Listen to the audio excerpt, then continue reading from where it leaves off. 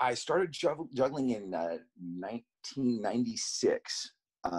I'd started traveling with a backpack, and I had a foot bag, or a hacky sack is what it generically is called. And I was traveling in Indonesia, and I'd met up with some Danish friends who were traveling around. They were surfing around Indonesia, and I was just hung out with them and hacked all the time. And then they asked me if I knew how to juggle, and I said no. And they said, "Well, you're going to start learning now."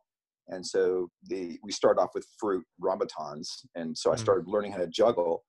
And it took me about 2 weeks to be able to juggle 3 balls. And so it was very challenging for me to do it, but I just kept on doing it, and they kept on saying, "You got to learn how to do this. You got to learn. It's amazing." So, and then they invited me to come back to hang out with them in Denmark. So I hung out in Denmark during the wintertime.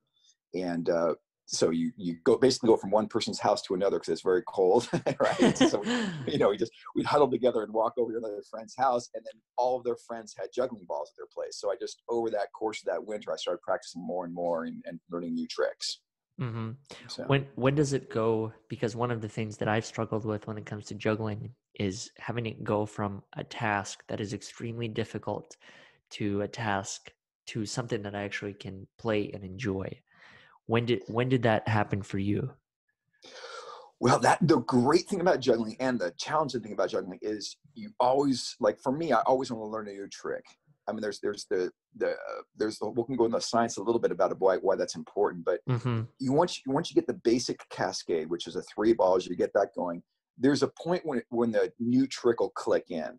Like you go through this stage where it's very frustrating, and all of a sudden it clicks in. You're like, "Oh my gosh, I'm getting this," and then you'll lock it in, and you'll continue to get better and better at it once it's locked in. But every time you learn a new trick, you go back to that frustration stage. You go to that point where you're just like, and then you'll eventually get over it.